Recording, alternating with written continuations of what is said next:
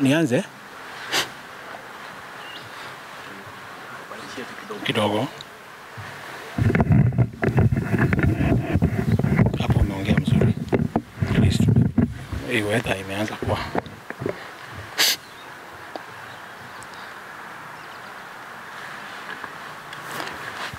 One time. Microphone iko mzuri? One time. Okay, iko sawa? Na mvua imeanza. Tuendelee. Na taongea very Kwa jina naitwa Simon Sangale Olenasieku, katibu wa chama cha DCP katika kaunti ya Nakuru. Kwanza kabisa ningependa kutoa rambirambi kwa niaba ya chama cha DCP branch ya Nakuru kwa familia ya marehemu hayati Raila Amolo Odinga, kwa mama Ida na watoto, na kwa jamii yote ya Waluo katika taifa la Kenya na Wakenya wote kwa jumla, kwa sababu ya kumpoteza shujaa ambaye ni hayati Raila Odinga. Baada hayo pia ningependa kuja hapa mbele zenyu kwa sababu ya yale mambo yametendeka siku ya jana. Pale katika eneo la Nyeri kulikuwa na mazishi, na yule governor wa Nyeri Mutahi Kahiga, kuna matamshi mabaya sana ameweza kutoa. Kama chama cha DCP sisi tunakataana na matamshi hayo ya Mutahi Kahiga, na ya kwamba hayo ni matamshi yake binafsi. Na wale watu ambao wameanza saa hizi kushikanisha matamshi yake na wapati leader Rigathi Gachagua, tunawaambia kwamba mshindwe, kwa sababu sisi tunajua ya kwamba kuna njama ambayo imepangwa na Kasongo na watu wengine katika chama cha ODM wakiongozwa na Gladys Wanga ya kujaribu kuleta utengano kati ya Wakikuyu na Wajaluo. Na hii siasa haitaweza kutimizwa. Kitu ningependa kusema ni kwamba Governor Kahiga Mutahi, yeye sio spokesman ya Wakikuyu. Kahiga Mutahi, yeye sio spokesman wa chama cha DCP. Kahiga Mutahi hana cheo chochote katika community ya Wakikuyu, ili kwamba kila ambacho anachosema kiweze kujulikana kama kwamba kimetoka katika mlima wa Kenya. Sisi tunajua vizuri sana ya kwamba siku ya jana na wiki hii kumekuwa na mkutano ambao ulifanyika pale katika eneo la Nyeri kati ya Governor Mutahi Kahiga na waziri wa Interior Murkomen. Tumejua kwamba kumekuwa na mikutano ambayo Kahiga Mutahi amekuwa akifanya na Oscar Sudi. Tungependa pia hii mikutano ambayo wamekuwa wakifanya ijulikane ni jama gani zimekuwa zikipangwa za kujaribu kuwachapanisha Wakenya, kuweza kuwatenganisha katika msingi ya kikabila. Kufikia sasa tunajua kwamba kinyume na vile Gladys Wanga alivyosema siku ya leo, ni kwamba Rigathi Gachagua hawapati leader. Tunajua kwamba katika Facebook account yake alitoa condolences kwa familia ya hayati Raila Odinga. Na siku ya leo Gladys Wanga kusema kwamba hati kufikia sasa hivi ya kwamba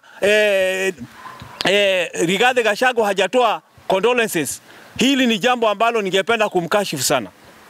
Mimi ninajua kwamba Gladys Wanga ako katika mstari wa mbele akitaka kuwa awe running mate wa William Ruto katika mwaka wa 2027. Sisi tunajua msemaji wa chama cha ODM ni sio mwingine bali ni Edwin Sifuna.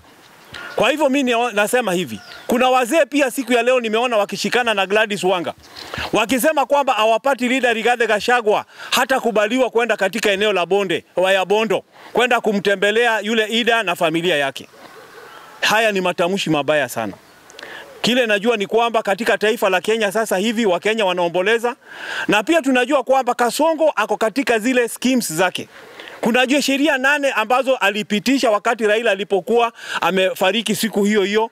Mambo kama cyber crime bill, kama privatization bill, the lands bill. Hizo ni masheria ambazo anataka Wakenya watoke katika mambo hayo. Pia kwa nini inakuwa kwamba wale ambao walikuwa wa kwanza kueneza maneno ya Kahiga katika mitandao zote ilikuwa ni wale bloggers wa serikali? Inamaanisha kwamba hii ni kitu ambayo ilikuwa imepangwa kati ya Governor Kahiga na wale ambao ni state machinery, watu ambao wangependa kuharibu jina la Rigathi Gachagua. Tafadhali wa Kenya, haiwezi kuwa wakati wote ambapo hata mama akikosa kupata mimba mnasema Rigathi Gachagua. Iwezi kuwa wakati mwingine hata kama ni huko mwanaume amekosa nguvu za kiume mnasema Rigathi Gachagua. Rigathi Gachagua hawezi kuwa ndio ile ndarama ya kupigwa na kila mtu akitafuta makosa yote. Sisi kama viongozi wa DCP hapa tukiongozwa pia na chairman wetu hapa Simba na wale ambao wako hapa na mwakilishi wa aspirant katika kaunti ya Nakuru, na Gen Z hapa, dada ambaye anawakilisha Gen Z na wale wa viongozi wako hapa, tunasema kwamba usijaribu kugusa Rigathi Gachagua. Kahiga is not a spokesman wa Rigathi Gachagua. Kuna watu wanasema kwa nini Rigathi Gachagua hajaongea? He never sent anybody to talk on his behalf. Why should he respond? He has already sent his condolences. Na tunajua kwamba kuna communication wako na Ida pamoja na Rigathi wamekuwa kiongea, na siku ile ataenda kutembea kule Bondo kuwekelea maua katika ile kaburi hayati Raila Amolo Odinga. Who will stop him? Kwa hivyo tafadhali Kasongo, I know you are very desperate kwa sababu naona kwamba ile life support yako ilikuwa ile ICU life support system yako ni kama kwamba imeondoka. Saa hizi usijaribu kuenda kuingilia Rigathi Gachagua wewe kama William Ruto. Tunajua kwamba wewe William Ruto pia umekuwa na mpango wa kuja Nakuru, nasikia next week unataka kuja next week mahali hapa. Hata tunapoomboleza wakati huu wa hayati Raila Odinga, tunajua mipango imeanza mkiwa na Governor Susan Kihika. Tafadhali watu wa Nakuru tunawaambia hivi. Kasongo hata akikuja Nakuru mara ngapi, the one term movement is unstoppable. Yes. 2027 Kasongo anaenda nyumba? 2027 Susan Kihika anaenda nyumba? Watu wa Nakuru. Tulisema kwamba ng'ombe hata chinjwa kabla tukamue maziwa. Watu wa Nakuru tulisema kwamba ndovu hata zikwa ikiwa tujatoa pembe. Wiki ijayo wakati ambapo Kasongo anakuja Nakuru akutane na opinion leaders hapa katika State Lodge ya Nakuru, tafadhali kila mmoja wenyu hakikisha ametoka na shilingi 10,000. Shilingi 2,000 ni ya kwa sitting allowance. 2,000 ni ya kuweza kupiga makofi. 2,000 ni ya kuonesha meno kama kuna kicheko kama jambo lingine. 2,000 ni ya kila mama kupiga ile ngemi. Na 2,000 ni ya kuweza kurudi mjini kama transport. Kwa hivyo 10,000 muhakikisha mmepatiwa na Kasongo kwa sababu Susan amesema kwamba atatumia 10 million next week wakiwa na Kasongo kuhakikisha kwamba amekuja mjini Nakuru, na hata wana heshima, wanaona wakati wa Kenya wanaomboleza hawa wanakuja katika campaign zao za 2027.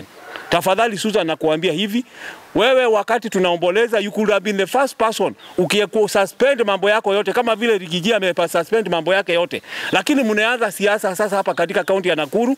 Sisi tunakuambia Kasongo, hata ukuje mara 10 ukuje mara 100, one term itaendelea. Susan hata ufanye mikutano mpaka 2027 December, wewe unaenda one term. Na wabunge wote waliosaliti Rigathi Gachagua, nyinyi ni one term. Kwa hivyo sina mambo mengi ya kusema. Kitu iko ni kwamba I am here to say bila uoga wote, Rigiji si mtu mkabila. Rigiji hana uadui na Wajaluo. Rigiji hana uadui na familia ya Odinga, na yeye Rigiji hajatuma Mutahi Kagwe aongee kwa niaba yake, na tunafurahia kwamba even the Council of Governors mumembandua kutoka kwa ofisi Kahiga Mutahi. Huyu Kahiga Mutahi alipokuwa anaongea, kama mnasema kwamba alikuwa anaongea kwa niaba ya Rigiji, he's a UDA governor. Kwa hivyo alikuwa anaongea kwa niaba ya William Ruto kwa sababu wako katika chama cha UDA. Ikiwa kwamba mnasema yeye alikuwa anaongea kwa niaba wengine, he was the vice chairman of the Council of Governors, kumaanisha hata yeye alikuwa anaongea kwa niaba ya Council of Governors.